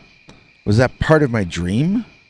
In either case, I was now fully awake and wondering if my tent had just gotten thumped. I thought about climbing out and looking around, but I figured it was probably my imagination. So I rolled over, and I tried to go back to sleep. While I was drifting off to dreamland, I felt a kind of a tickling sensation in my belly which I was laying on. It felt like the ground was shaking, and it was getting more pronounced each second. Sitting up, I heard sounds from outside, and I felt like someone was running toward my tent. I was alarmed, but confused, and I just sat there, listening, when whoever it was seemed to sort of slap the wall of my tent hard as they ran past me and off into the woods. Why would somebody behave like that? Had I been noticed by some annoying teenager or drug addict or something? As I thought this, a chilling howl erupted from the direction that my annoying harasser had run to. I shivered all over, even as I told myself that was not a real wolf or coyote. The voice was too deep. I had to have been listening to some crazy jerk out there trying to scare me by imitating a wild canine. Some people get their kicks in weird ways, but I decided the best way to respond to this guy would be to just not engage. Don't let him know I'm scared. Just act like I don't notice him. Then, after a while, he'll get bored and he'll just go away. That was my decision.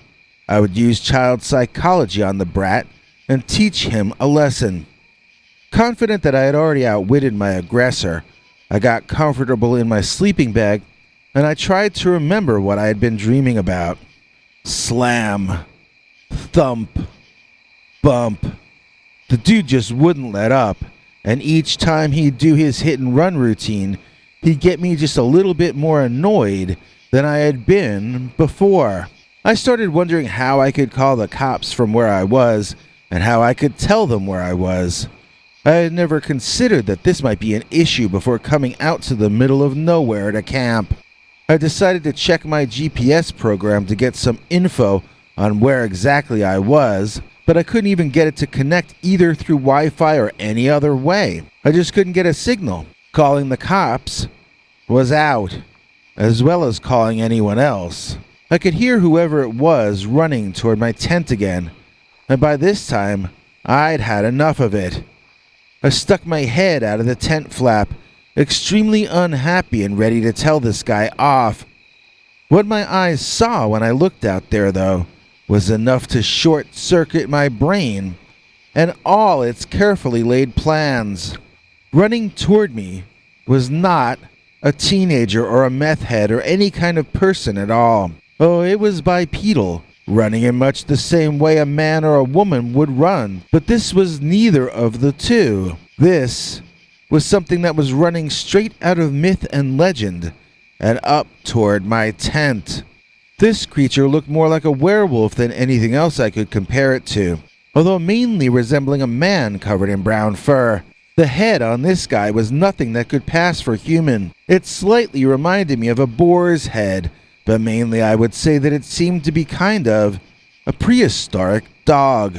The canine creature seemed as surprised to get a look at me as I was to get a look at him.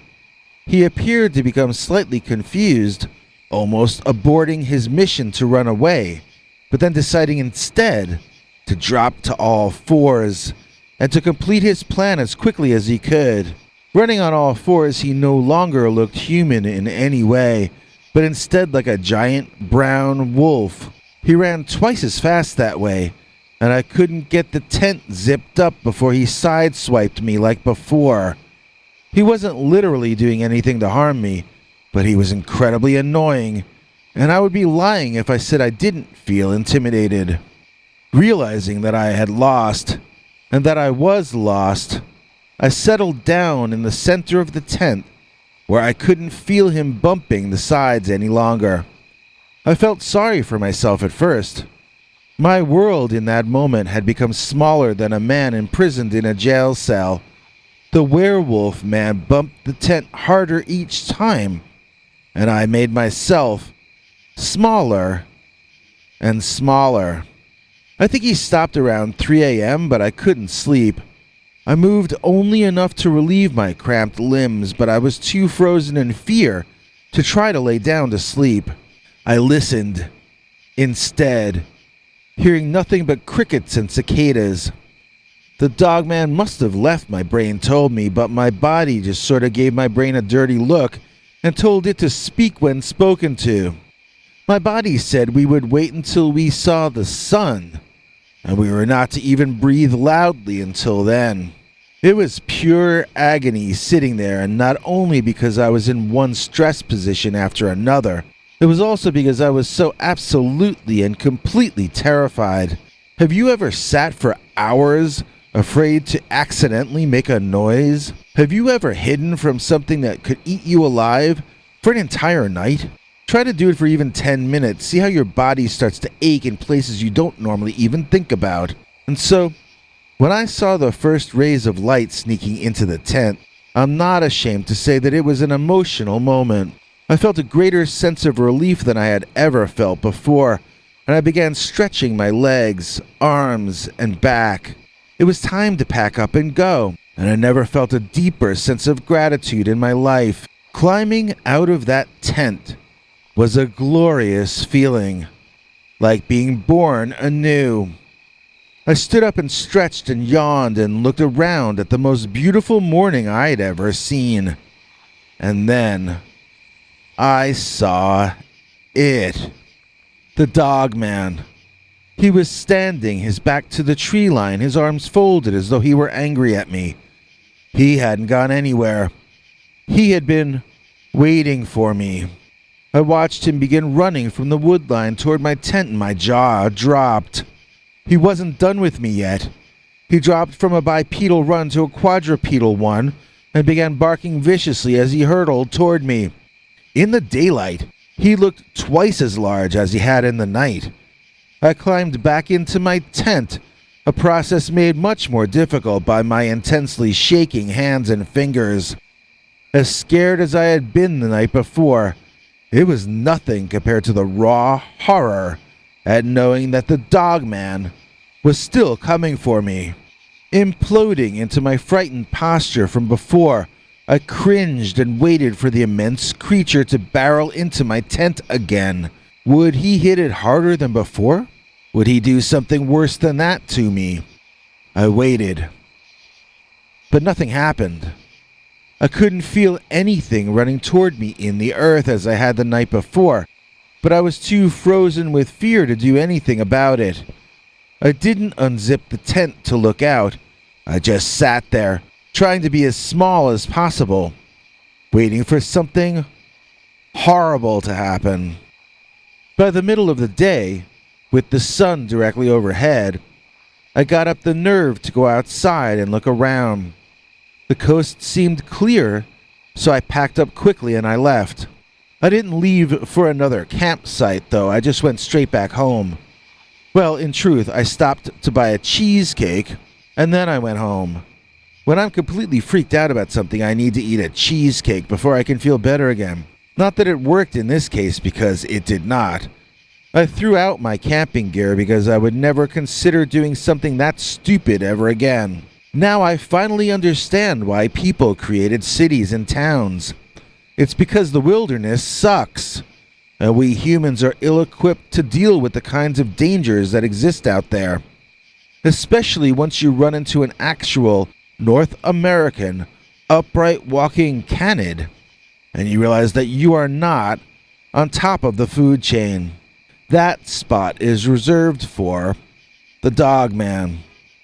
The Dogman is the king of the night, and the dawn, and basically any other time he feels like being the king of, as far as I'm concerned.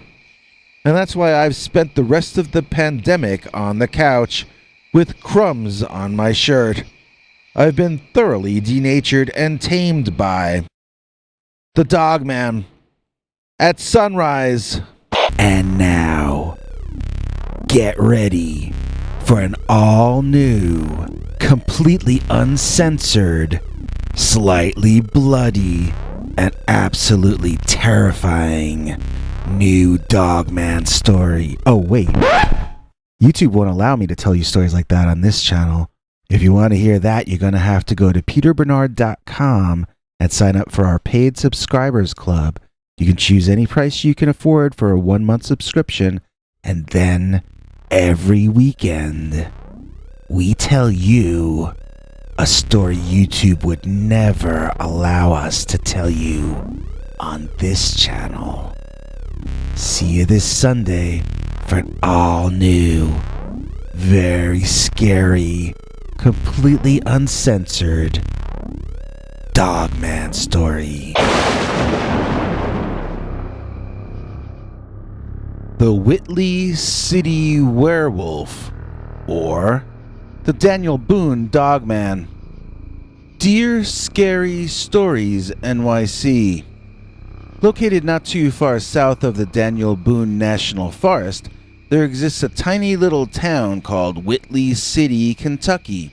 Whitley City is so far off the beaten path that you can't even look at it in Google Street View.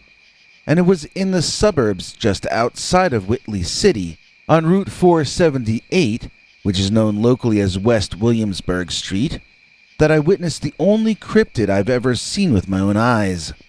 The West Williamsburg werewolf, or the Whitley City werewolf, or the Daniel Boone Dogman. Call it what you like, but don't call it when I'm around, because I never want to see that thing again. I am not the only person to see a strange creature in this area.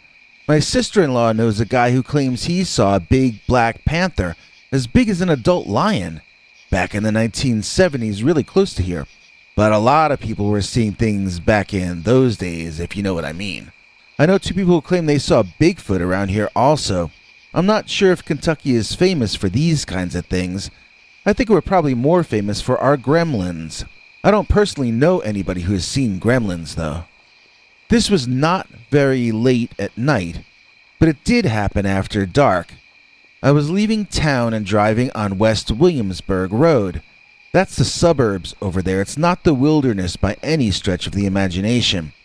It's a nice suburb, actually, and there's some space between the homes. They're not piled on top of each other. Small patches of woods separate the properties, and I guess they're wide enough for large predators to be able to use as pathways to get to different locations, because I think that's what I witnessed. The street was empty, and I think people were either eating dinner or watching TV or something, because nobody was outside, either on the sidewalk or in the front yards. Suddenly, out of the small patch of woods to my right walked a really big dude. He walked right out onto the road like he owned it, and I had to not only hit the brake, but I had to swerve the car to the left to keep from hitting this guy. As I did so, we came pretty close to each other, and I could see this was no normal dude. There was a moment in time where our eyes met, and those were not human eyes, although they did seem somewhat intelligent to me. Then again, I think my cat is intelligent, so maybe I was witnessing an animal kind of intelligence. At any rate, the face of this creature looked to me like some sort of a dog from outer space or dog from the future. Like if dogs had developed into humans instead of apes, they would have probably ended up looking like this guy. His fur was dark and yet silvery at the same time, sort of like some gorillas I've seen pictures of. Its movements were not ape-like, though. They were a mix between human, as in walking on two legs, and canine, in that his footsteps were more in line with a dog's gait. The legs it walked on were like dog legs. They were not like a human in the slightest. It stepped gently, as though walking on tiptoes, yet I could tell this was not a gentle creature. It had something over its shoulder that it held onto with its right arm, while its left arm swung freely. Both very long arms ended in what looked to me like hands. This was not a Bigfoot, though. People tell me if it was hairy and walked on two legs with hands, it had to have been a Bigfoot, but this was definitely not that. The ears were dog ears, too far up the head, and too floppy looking for them to be Bigfoot ears or ape ears either, for that matter. No, this was either a bipedal canine, or else some other creature that had developed to appear both bipedal and canine. Another possibility I feel could be the case is that it came from the future, or it came from another world, where things like it are not so strange. By another world, I may mean it walked through a portal. I may mean it was airlifted here from another planet. I may mean it came from caverns underneath the earth, or I may mean something so far out that I couldn't either fathom or express it. To me, this was something otherworldly, and yet it was not a ghost or a spirit. It was something that I was trying desperately to avoid hitting with my car. My vehicle came to a halt perpendicular to the way I had been driving. In other words, I was stopped sideways right in the middle of the road. I had skidded past the creature about 10 or 15 feet before coming to a full stop, and the creature could have continued into the trees on the other side of the road.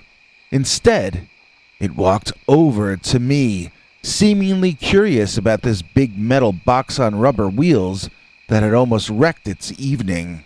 It was time for me to go, and I knew it, but I found myself immobile and staring at the approaching dog-headed hairy man thing. I told myself to drive away, but my engine had conked out. I told myself to restart the ignition, but instead I stared in the eyes which glowed softly, most likely reflecting back lights from my car itself.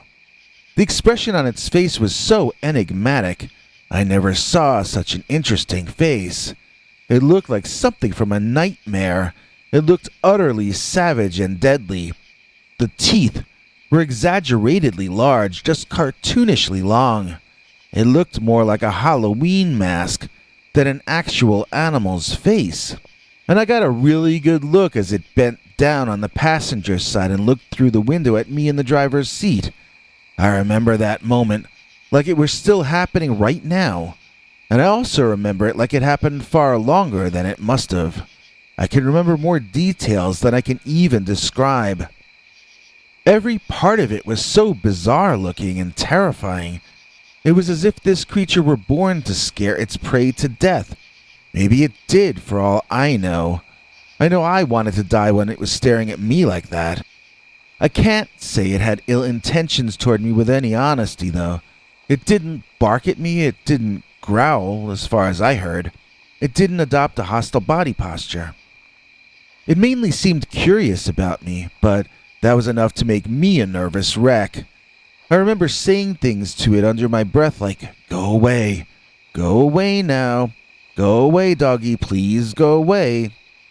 When it grew bored looking at me, it did just that. It went away into the woods, carrying whatever that was over its shoulder. I never did see clearly what it had there. I was more concerned about becoming the next thing it had there over its shoulder. There was something I noticed when it entered the woods that I'm not sure I should even mention because I'm not certain what it was I was seeing. As it walked into the tree line to disappear from my view, I could see it from behind. At first, I really thought I was seeing the remnants of pants around its upper legs and lower back. Surprised, I squinted and I tried to look more closely, but I can't be certain of what I was seeing. It might have been matted fur, possibly. I mean, maybe the thing sat in something messy and its fur got stuck together, possibly. It sure did look like he had torn up shorts like the Hulk on for a split second to me, but I couldn't be sure, and I wasn't going to get out of the car to get a closer look. So, I don't know if I should even have mentioned that part since it may have been any number of different things I was witnessing. Each of the possibilities has different implications, obviously. If it were pants, then maybe I was seeing a werewolf or shapeshifter. Animals don't wear pants, but people do. Maybe this was once a human. But if I was seeing matted fur on a muddy bum, then it could have been a wild animal I was witnessing, as in one that never changes form and never becomes human. I have to say that even for me, there remain more questions than answers about my sighting of the Whitley City werewolf, or the Daniel Boone Dogman, or the West Williamsburg werewolf, or... Don't go anywhere, we've got another Dogman story for you. It's the one in the thumbnail. But I need to pause a second to thank today's executive producer, Daniel D'Amico. Dan D'Amico, he's the man. If he can't do it, he's not Dan. Please join me in thanking Dan D'Amico for making this episode possible. In exchange, we share with Dan our weekly secret uncensored Dogman stories, far too wild to tell on this channel. We'd love to share them with you too. All you have to do is join our PayPal subscribers club at peterbernard.com, or else you can become a channel member by clicking the join link under this or any of our videos. And now, for our second of two Dogman stories for today. This is the one we showed you in the thumbnail, and we call it Dogman. Scared my horse away. Dear Scary Stories NYC. My wife and I used to have a beautiful mare living with us. She was my wife's pride and joy. She was friendly, she was athletic, and my wife was never so happy as when she was riding our friend Bessie. We have no idea where Bessie is any longer, though, and we hope she's okay. The only thing I can tell you for sure is Dogman scared our Bessie away.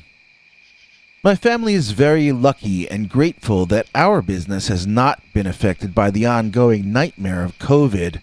We continue to live comfortably, and we have increased our donations of all kinds to local churches and charity organizations to help out families and individuals who've been getting crushed by these decisions made by our leaders. When bad things have happened to us, we've had the resources to react and deal with what was going on. We've moved since the events in this story took place. We don't want to live any place where the local flora and fauna includes Dogman creatures.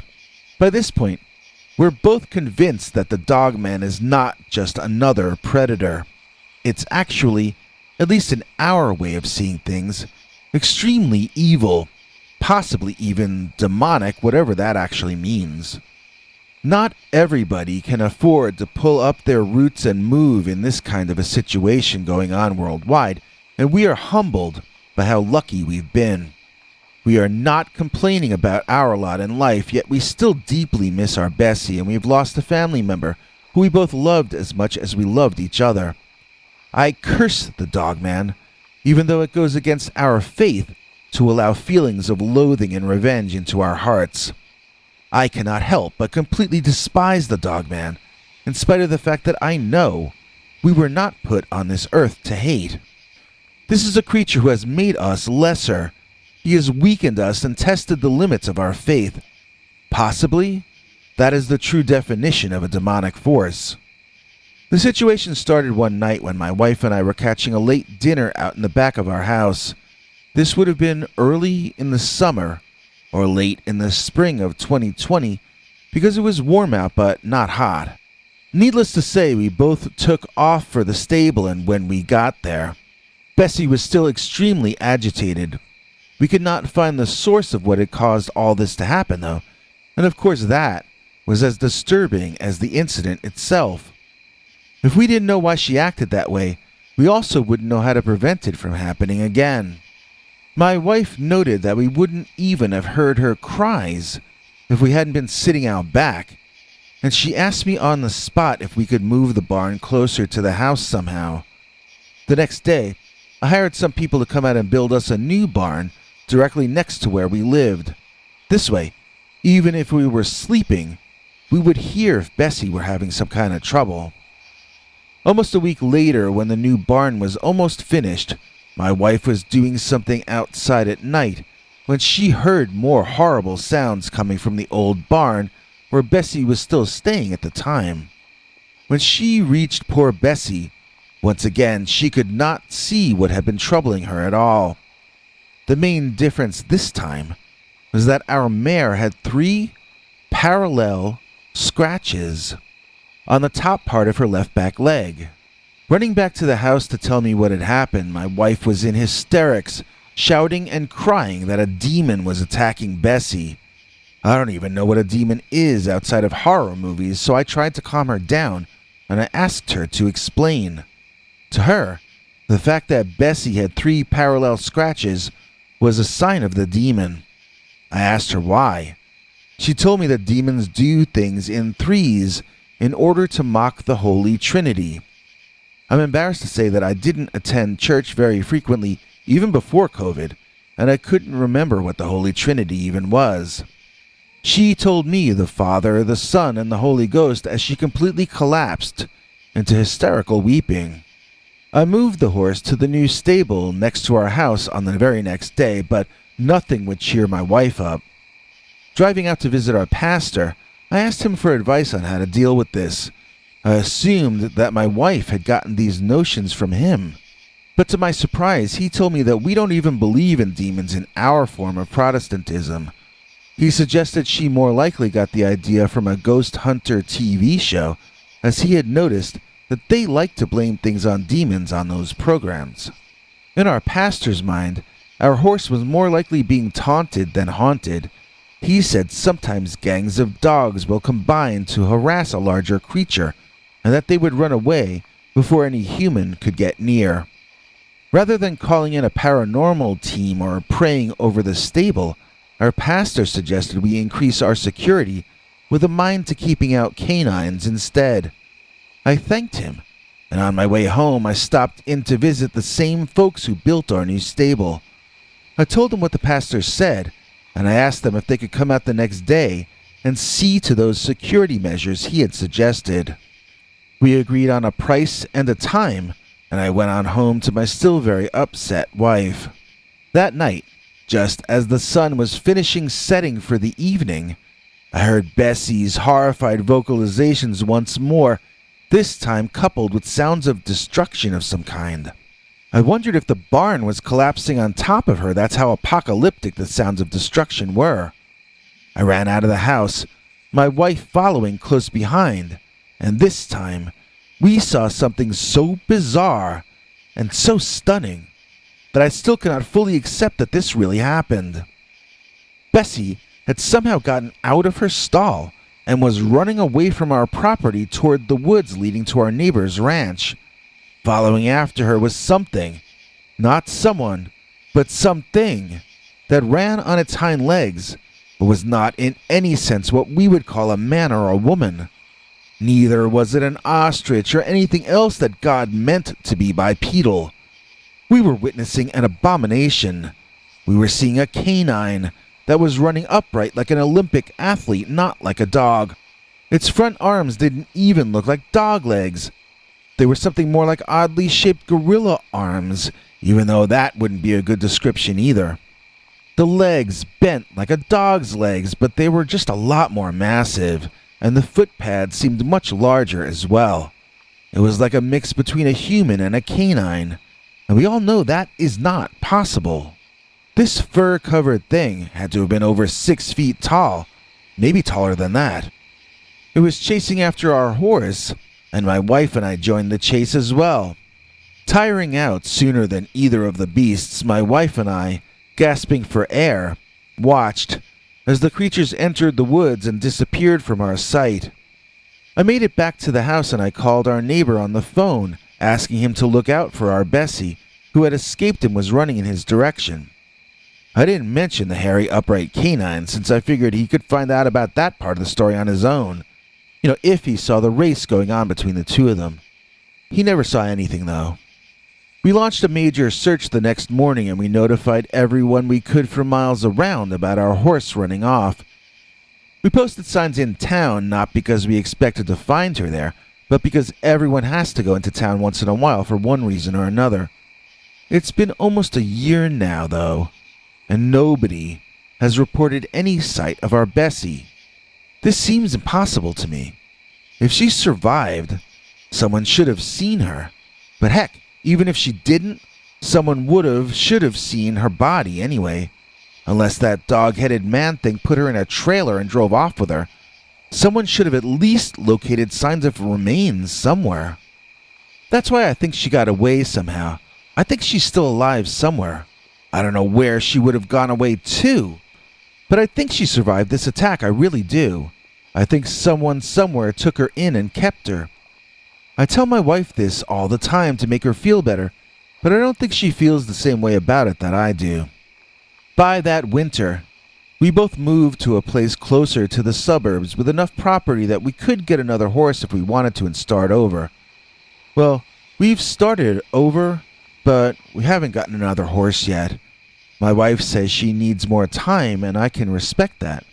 I think she also wants to wait to make certain that there are no dogmen on this side of the state. I can't blame her for feeling that way either, since Dogman scared my horse away. Thanks for watching till the end. If you liked what you saw, please consider clicking like on the video or sharing it. You can become a channel member by clicking the join link below. Then you can check our community page to find the links to 10 10 hours or more of secret, uncensored Dogman stories too wild to be told on this channel. Your other option is to join our paid subscribers club at peterbernard.com. That's Peter's homemade club, where he will personally email you the links as well as occasional secret club messages. You may also be included as an executive producer in a future episode. If you have a scary experience you want to tell us about, you can email us at scarystoriesnyc@gmail.com, or else call our Scary Stories voicemail hotline at 804-LESS-SCARY. The machine cuts off every few minutes, so if you have a long story, please keep calling back and we'll piece it together later on. Good night, and have a scary tomorrow.